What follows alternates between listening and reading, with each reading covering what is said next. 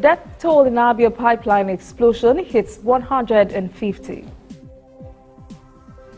Boko Haram terrorists threatens to kill hostage healthcare workers Leah Sharibu within 24 hours. In international news, international pressure mounts in Saudi Arabia over journalist disappearance. Investigation begins. And in sport, Super Eagles to arrive in Tunisia today ahead of African qualifiers' second leg against Libya.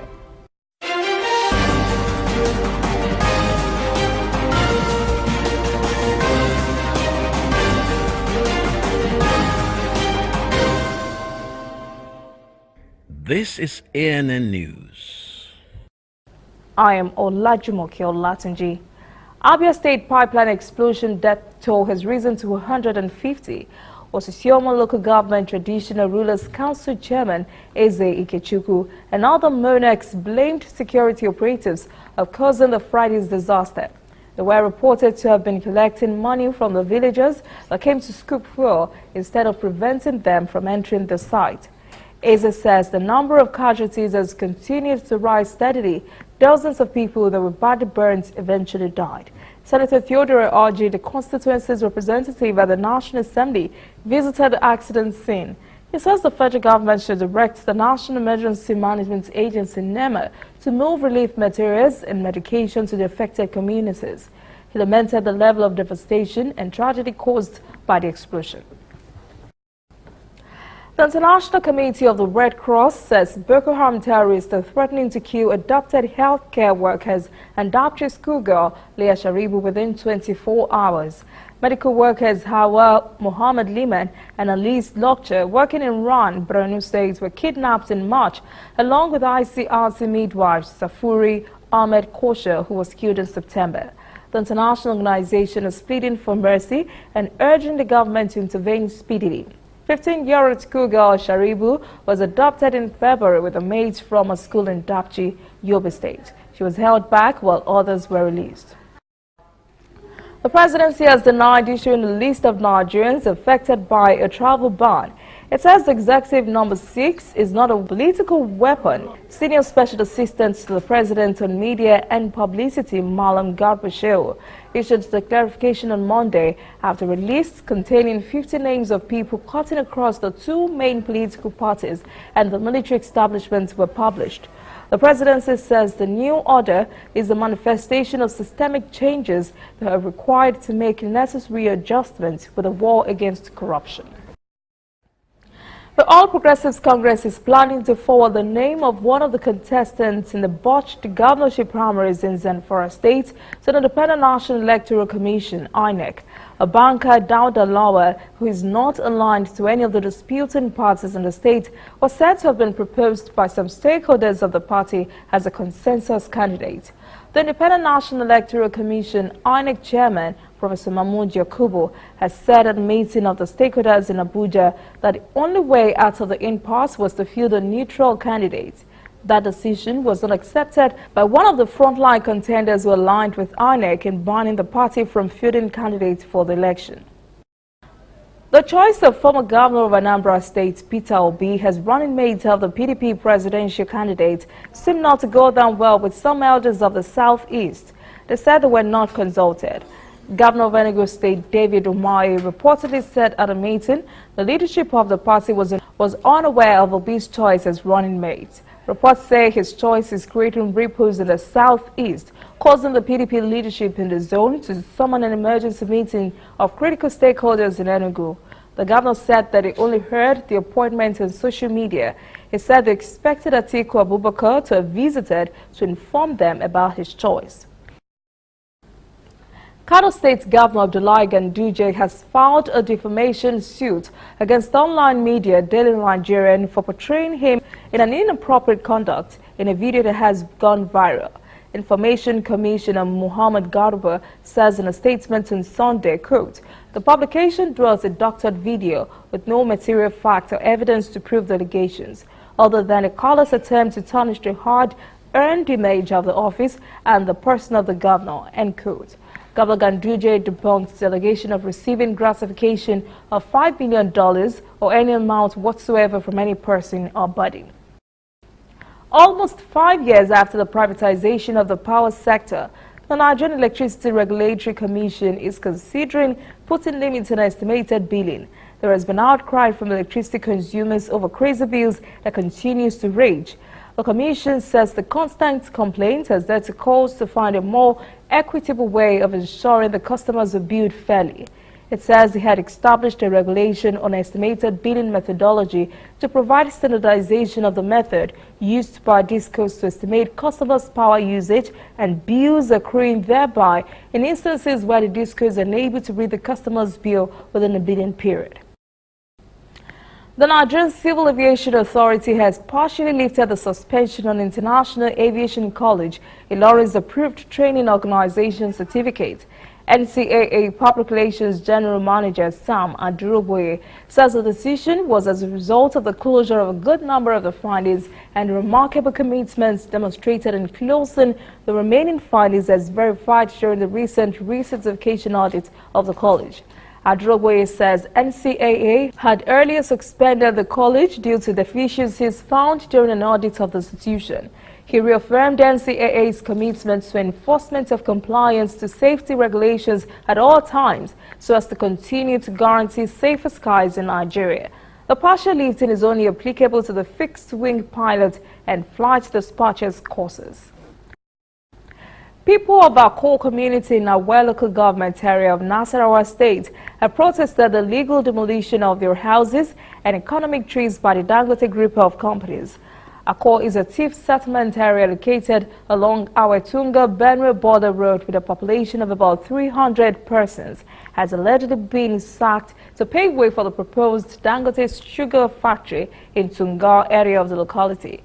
Residents say officials of the company invaded the community with bulldozers, destroying houses, food crops and economic trees on the claim that the land has been bought by the company for its sugar refinery.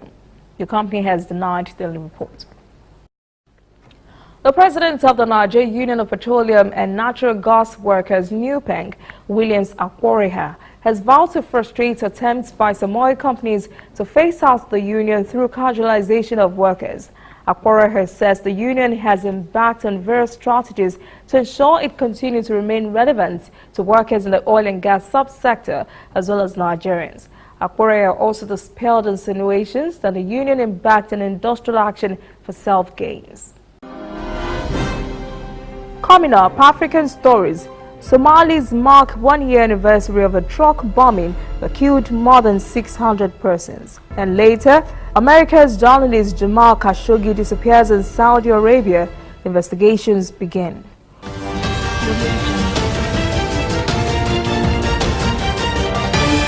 You are watching ANN.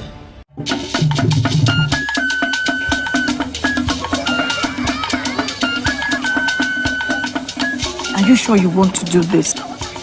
Adam, go and bring us your husband. Okay, hello baby. We're in this together, okay? Can you hear me? Keep coming forward. Wait, stop. You okay, lean to your right. Keep walking down. Keep walking to the left. Yes. You're almost here. Keep going. You are here. Wow, you did it. I'm just so glad I didn't have to use my cane to do this. And I am so glad no other man got you before me. Let me be your eyes. We will never stop working to give you a network you can rely on so you can enjoy life's special moments. MTN, everywhere you go.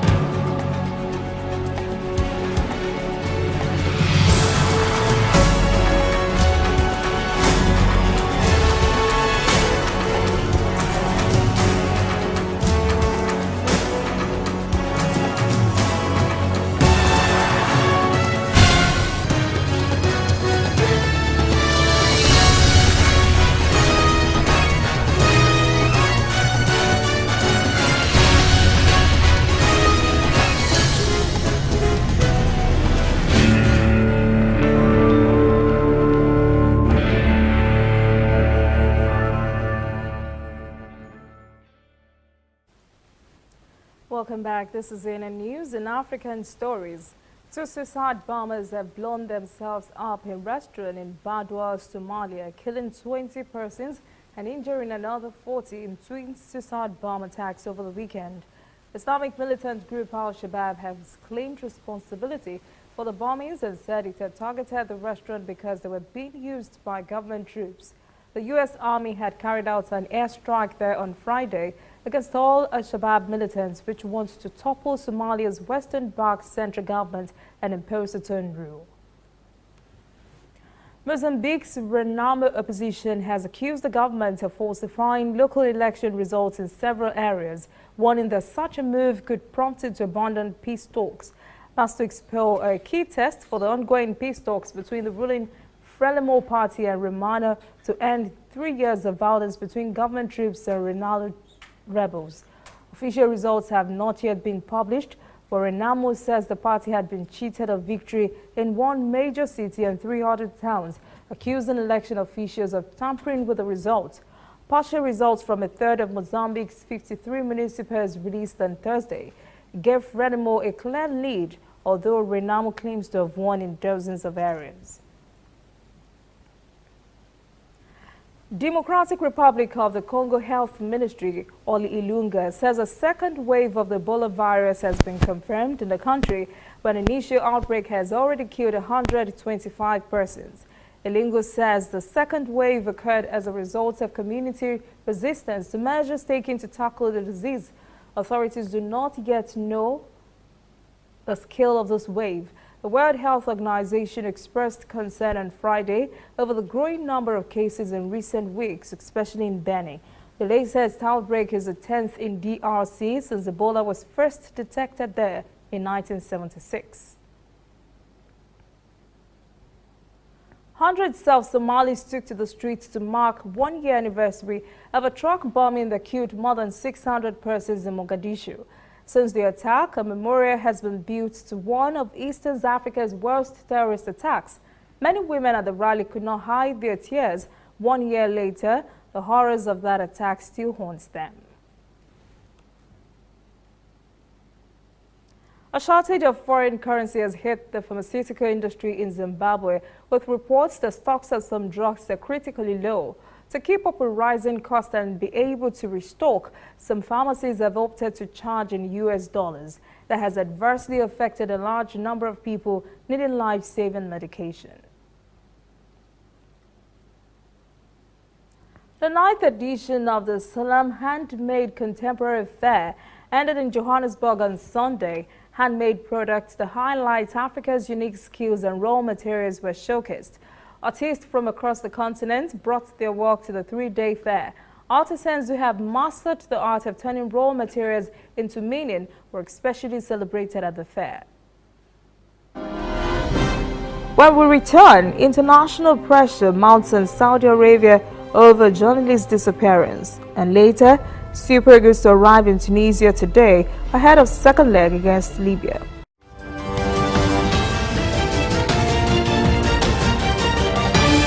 You are watching ANN. If you know fit go internet or follow for Twitter, you know fit snap photo send or get it photo send. Now because you dey use Palasa, your phone no dey answer. See wahala. My brother, go get smartphone, yeah. Drop that Palasa phone. Phone wey no go for your hand, yeah. Drop that Palasa phone. Phone wey no fit take selfie. Drop that Palasa phone. No be correct phone, yeah. Drop that Palasa phone. Upgrade to a smartphone today and get double data for 6 months on any MTN data bundle you buy. Simply purchase a smartphone from any store, anywhere in Nigeria, or bring your current smartphone from any network. Insert your MTN SIM card to start enjoying your double data bonus. Offer is open to all new and existing MTN subscribers. Join the largest smartphone movement today. Make it up for your hand, Palasa phone. Whether in your house, at your office, on your phone or online, we are there. We have the facts behind the headlines. We cut to the chase with the news you really need. We cover every angle. We are the bigger, better news network. We are African News Network, ANN. Watch ANN News on MITV from a truly African spirit. Welcome back. This is ANN News. Now to international stories. International pressure is mounting on Saudi Arabia to explain the disappearance of journalist Jamal Khashoggi, a columnist for the Washington Post newspaper. He's a Saudi royal insider turned critic. Khashoggi entered the Saudi consulate in Istanbul, Turkey on October the 2nd and has not been seen since. Speculation has been rife that Khashoggi was murdered and dismembered inside the consulate. Turkey says it has audio and video evidence of the murder. Saudi Arabia has denied the claims and has given Turkey permission to search its Istanbul consulate on Monday, nearly 2 weeks after the journalist went into the diplomatic mission but never came out. At least 22 migrants, including children, have died after their truck drove off a bridge in Turkey. This destroyed vehicle was found upside down in a waterway several meters below the road. 13 others were injured in the crash and are being treated in nearby hospitals. The driver was among the wounded. He said in his initial statement to police that a car had swerved in front of him and caused him to react. The police have launched an investigation. At least 13 people have been killed in flash floods in the southwest of France. Several months' worth of rain fell in just a few hours overnight, with the river rising by more than 20 feet in the region of Aude. The flooding is believed to be the worst in the area since 1891. French Interior Ministry spokesman Frederic says one other person is missing and 5 others are seriously hurt. A weakened Hurricane Leslie slammed into the coast of Portugal, leaving 27 people injured as it uprooted trees, brought down power lines and smashed windows with gusting winds and heavy rain. More than 60 persons have been forced to leave their homes and another 300,000 suffered power outage overnight. Leslie had been downgraded from a Category 1 hurricane to a post-tropical cyclone with winds of 110 kilometers per hour by the time it landed on Portugal's Atlantic coast.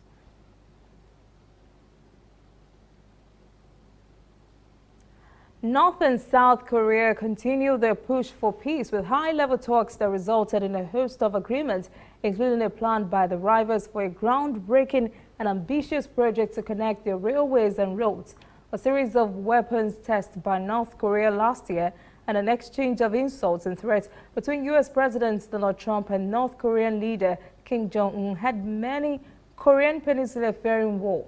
But there has been a surprising peace initiative with 3 inter-Korean summits and a June meeting in Singapore between Trump and Kim.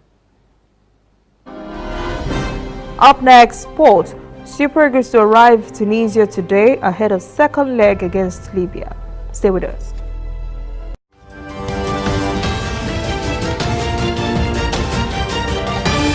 You are watching ANN.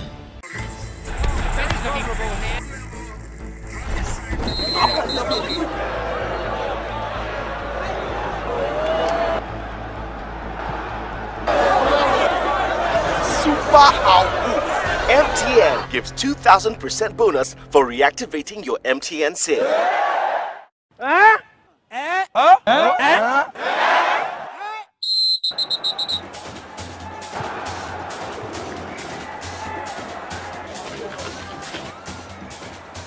That's right. If you haven't used your MTN SIM for 45 days or more, recharge now and get 2,000% bonus. That's right, 2,000% bonus for your first recharge of every month.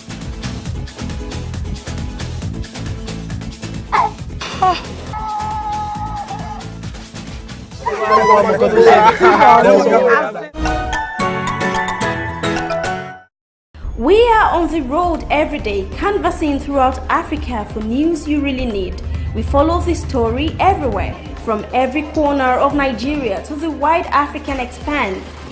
We bring you what's making headlines. We connect you with news you can use. ANN, African News Network, in a truly African spirit. Welcome back. This is ANN News in sport. On the heels of their resounding victory over Libya on Saturday, Nigeria's Super Eagles leave Uyo for Tunisia today for the return leg of their African Cup of Nations qualifiers game.